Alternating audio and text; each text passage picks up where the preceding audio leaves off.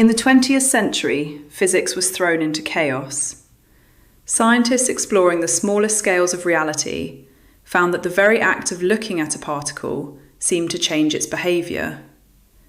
It's a discovery so bizarre that it made physicists like Werner Heisenberg question the fabric of reality itself.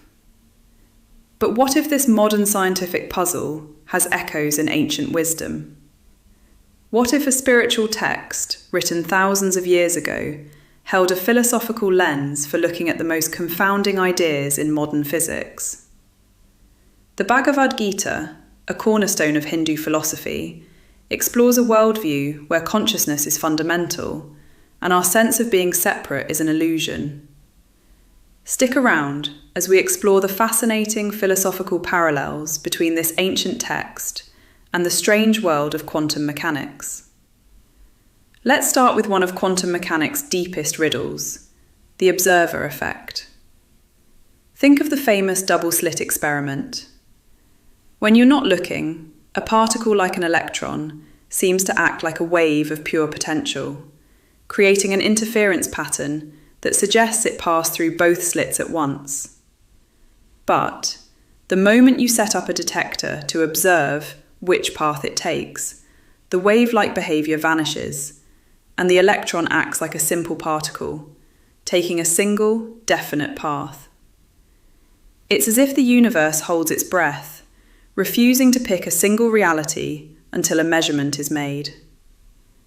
Now, it's crucial to know that in physics, the observer doesn't have to be a person. Any measuring device, or even an interaction with another particle, counts as an observation. Consciousness isn't required to make the quantum world snap into a definite state. But the philosophical questions this raises are huge, and they push some of the founders of quantum mechanics to look toward philosophy for perspective.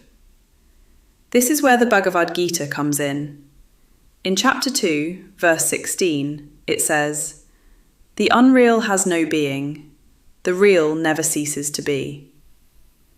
In Vedantic philosophy, this is often interpreted to mean that the world of fleeting appearances, everything we see, touch, and measure, is impermanent and, in a sense, unreal, asat. The true real, sat, is the eternal, unchanging consciousness that witnesses it all, the self, or Atman. The Gita portrays this self as a silent witness, the ultimate seer, that is aware of the material world but is distinct from it. Is it possible that the Gita's ancient idea of a seer and the seen offers a compelling philosophical metaphor for a principle that science is still trying to fully understand? It's a connection that wasn't lost on some of quantum theory's architects. Werner Heisenberg, after conversations on Indian philosophy with poet Rabindranath Tagore, reportedly found great comfort in these ideas. They suggested that the strange new world of quantum mechanics, which seemed so absurd to the Western mind, had philosophical roots in the East. The parallels don't stop there. They extend to a phenomenon so weird that Einstein called it spooky action at a distance. He was talking about quantum entanglement. Here's the gist. You can link two particles so that they behave as a single, unified system, no matter how far apart you pull them.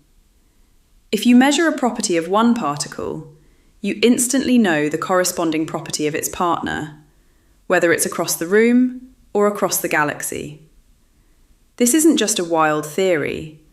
It's a core prediction of quantum mechanics that has been repeatedly proven in experiments. Now consider the worldview of the Bhagavad Gita. In chapter 13, the ultimate reality, Brahman, is described as undivided, yet existing as if divided in beings. A core message of the text is that our feeling of being a separate, isolated person is an illusion, or Maya. Beneath the surface of our apparent separateness, all of existence is an expression of a single, interconnected whole. This idea of a deep, fundamental connection is a cornerstone of both quantum entanglement and Vedantic philosophy. The Gita's metaphysical claim that separateness is an illusion finds a stunning philosophical parallel in entanglement, which shows that two particles can remain a single system, defying our classical ideas of space and division. So, how could ancient sages have developed a worldview that resonates so strongly with 21st century physics? They weren't using particle accelerators or complex mathematics. They were using a different kind of laboratory, the laboratory of human consciousness. Through profound introspection, they explored the nature of reality from the inside out. What modern science is discovering through external experiments, a universe that appears to be built on probability, where observation is key, and where everything is fundamentally interconnected, offers a fascinating philosophical echo of the truths these ancient seers described.